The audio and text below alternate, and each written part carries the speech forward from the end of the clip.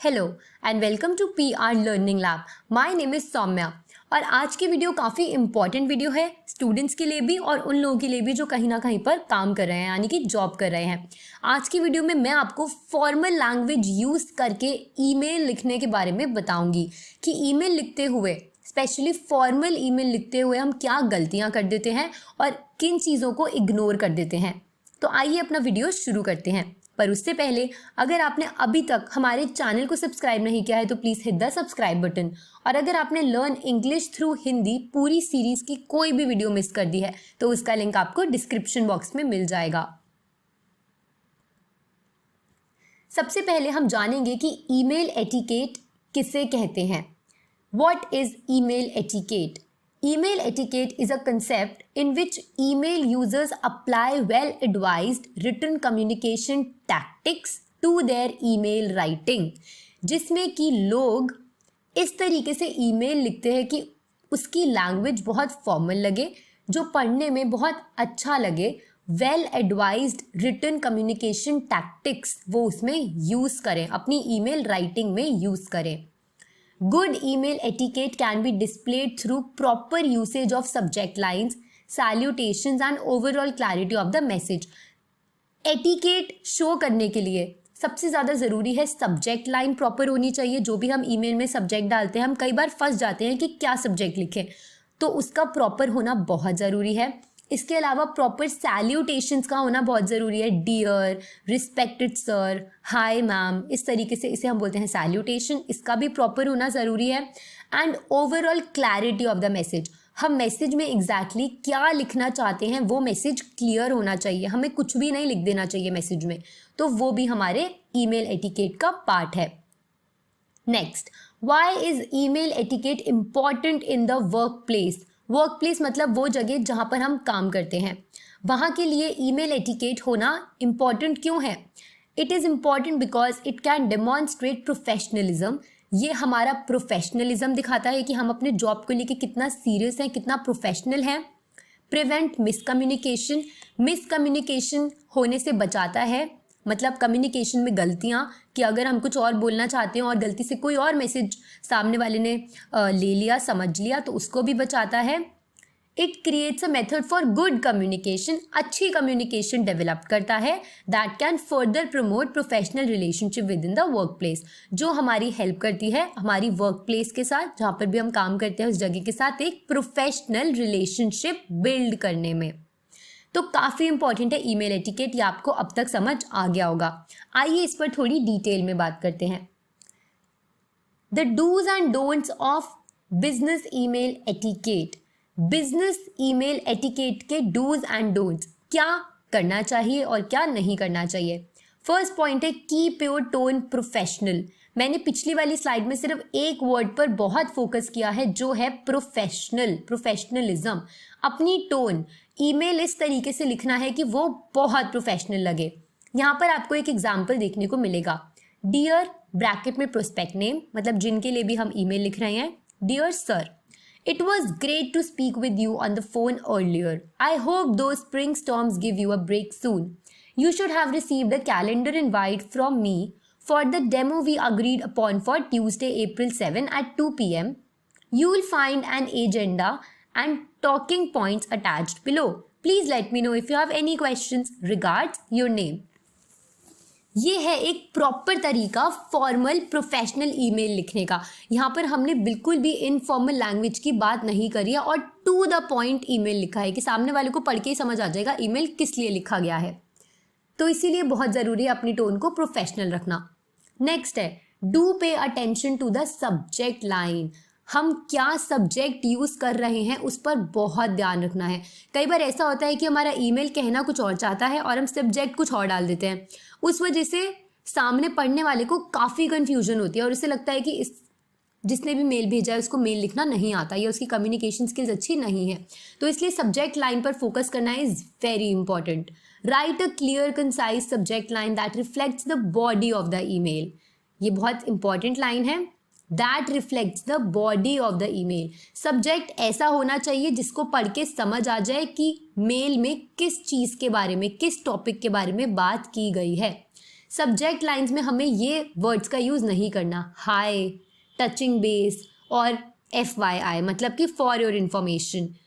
इस तरीके से हमें इन वर्ड्स का यूज़ नहीं करना। और बहुत ही इंपॉर्टेंट है, do not leave the subject line blank. Specially formal emails में तो कभी भी अपनी सब्जेक्ट लाइन को ब्लैंक नहीं छोड़ना है। यूजुअली कंपनीज के पास एक दिन में बहुत मेल्स आती हैं, किसी भी बिजनेस पर्सन या कोई भी इंसान जो जॉब कर रहा है उनके पास काफ़ी मेल्स आती हैं। अगर हम सब्जेक्ट लाइन ही नहीं लिखेंगे तो सामने वाले के लिए वो मेल इंपॉर्टेंट ही नहीं होगी, क्योंकि उसे समझ ही नहीं आएगा कि मेल किस बारे में है, या फिर वो मेल खो जाएगा। तो बहुत ज़रूरी है कि हम एक सब्जेक्ट लाइन ज़रूर दें और उसे ब्लैंक ना छोड़ें। Examples of a good subject line, यहाँ पर कुछ एग्जाम्पल्स हैं, उनमें क्या क्या चीज़ों का होना ज़रूरी है। They should include meeting date changed. For example, अगर वो लोग मिलने वाले हैं और डेट चेंज हो गई है तो इस तरीके से वो सब्जेक्ट लाइन डाल सकते हैं। Next, quick question about your presentation. अगर किसी ने कोई प्रेजेंटेशन दी है तो उससे रिलेटेड कोई क्वेश्चन है तो ये आप डाल सकते हैं सब्जेक्ट लाइन। या फिर सजेशंस फॉर द प्रपोजल से रिलेटेड सजेशंस देना हो तो हम ये सब्जेक्ट डाल सकते हैं। तो बेसिकली इन तीनों ही सब्जेक्ट्स को पढ़ के हमें क्लियर हो गया कि टॉपिक किस बारे में है। इसी तरीके से सब्जेक्ट लाइन बहुत क्लियर होनी चाहिए। Next, use a professional email address. जो ईमेल एड्रेस होना चाहिए वो एकदम प्रोफेशनल होना चाहिए। स्कूल डेज में हम बहुत फ़नी ईमेल्स कभी कभी बना लेते थे। फॉर एग्जांपल बारबी गर्ल @ या फिर कूल बॉय @123 काफ़ी कार्टून कैरेक्टर्स के नाम रख देते थे, कुछ फ़नी नाम रख देते थे। तो ये सारे नाम स्पेशली अब जब हम प्रोफेशनली किसी वर्क प्लेस में हैं या फिर काम करते हैं, अब हम बिजनेस जॉब करते हैं, तो बहुत ज़रूरी है कि हमारा जो ईमेल एड्रेस है वो एक प्रोफेशनल ईमेल एड्रेस हो, जिसको हम सिर्फ काम के लिए ही यूज़ करें। उस ईमेल एड्रेस में स्पेशली हमारे नेम का होना बहुत ज़रूरी है, जिससे कि रेसिपिएंट मतलब कि ईमेल रिसीव करने वाले को समझ आए कि ईमेल एग्जैक्टली भेज कौन रहा है। Next, do use a proper salutation. Hi, hello, good morning, good evening, ये हम जब भी लिखते हैं हमें अच्छे से लिखना चाहिए। Hi and hey communicate a lack of professionalism and maturity. जब भी हम हाय, हे ये दोनों वर्ड्स लिखते हैं, ये हम फ्रेंड्स के लिए ज़्यादा यूज़ करते हैं। They are more informal words, they are not formal words. तो बहुत ज़रूरी है कि फॉर्मल ईमेल्स में हम good morning, good afternoon, good evening sir, hello, good day, greetings, इस तरीके से सैल्यूटेशंस और एंडिंग्स का यूज़ करें। Next, don't hit reply all. Reply all button को अवॉइड करना है, क्योंकि कोई भी इंटरेस्टेड नहीं होगा 20 लोगों से एक मेल पढ़ने में। और इन ईमेल्स को हम इग्नोर भी नहीं कर सकते, क्योंकि ये कंटिन्यूसली पॉपअप होते रहते हैं। जब भी हम रिप्लाई ऑल का बटन प्रेस करते हैं तो ये सामने वाले के स्मार्टफोन पे पॉपअप होता रहेगा, उनकी कंप्यूटर स्क्रीन पे आता रहेगा, जिस वजह से वो काफ़ी डिस्ट्रैक्ट हो जाएंगे। तो रिप्लाई ऑल करने की कभी भी ज़रूरत नहीं है। जिस भी पर्सन के लिए, इंडिविजुअल के लिए हम मेल लिख रहे हैं, हम उसको सिंपली वो मेल भेज सकते हैं।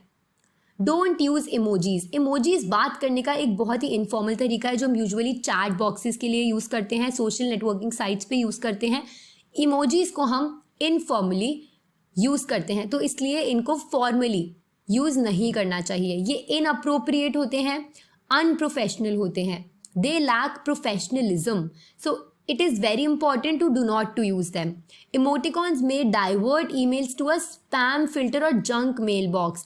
और अगर आप कभी कभी emojis डालेंगे तो उससे जो मेल हम भेज रहे होंगे वो spam फोल्डर या फिर उनके junk मेल बॉक्स में चला जाएगा ऑटोमेटिकली। सो वो मेल उनसे मिस भी हो सकता है, और उसके साथ साथ ये बहुत इमेच्योरिटी भी दिखाता है और अनप्रोफेशनल बिहेवियर भी दिखाता है।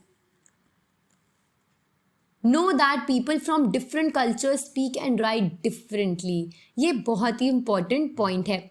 Miscommunication can easily occur because of cultural differences. ज़रूरी नहीं है आप जिस कल्चर के हो, सामने वाला जिससे आप मेल भेज रहे हो वो भी उसी कल्चर से बिलोंग करते हो।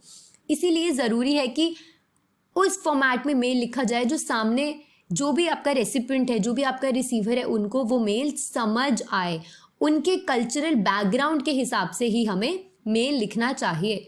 अ good rule to keep in mind is that high context cultures, जैसे कि जापानीज हो गया, अरब हो गया, चाइनीज हो गया, want to get to know you before doing business with you.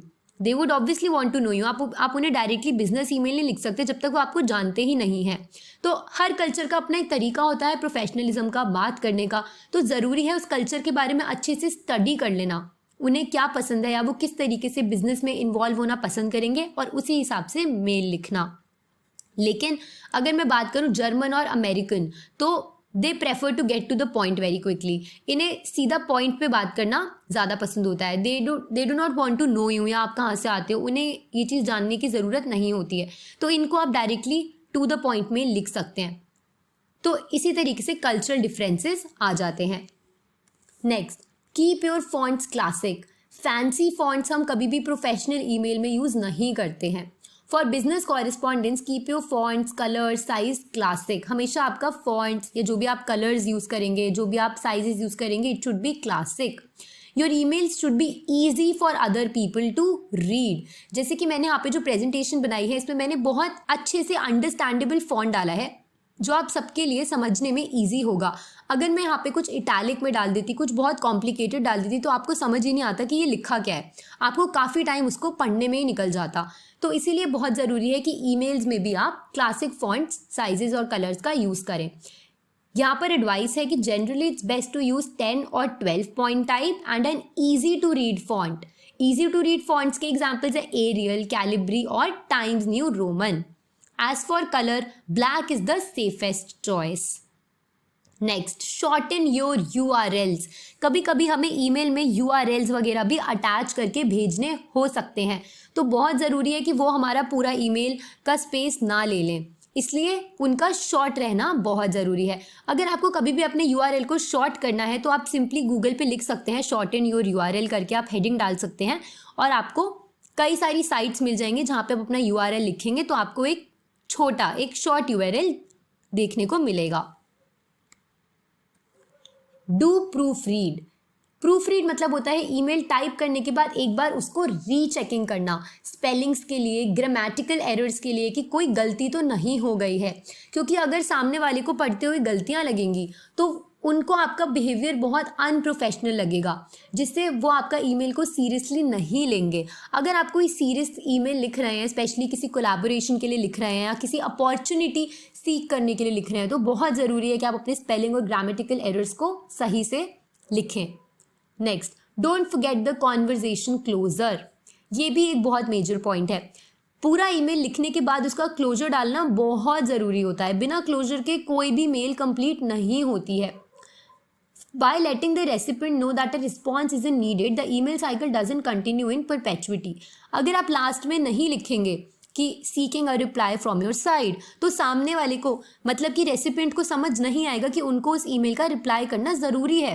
अगर आप उसका रिप्लाई नहीं चाहते तो आप लिख सकते हैं कि नो रिप्लाई नेसेसरी, या आप लिख सकते हैं thank you again, see you at the board meeting Tuesday, या फिर please let me know if I may be of further assistance.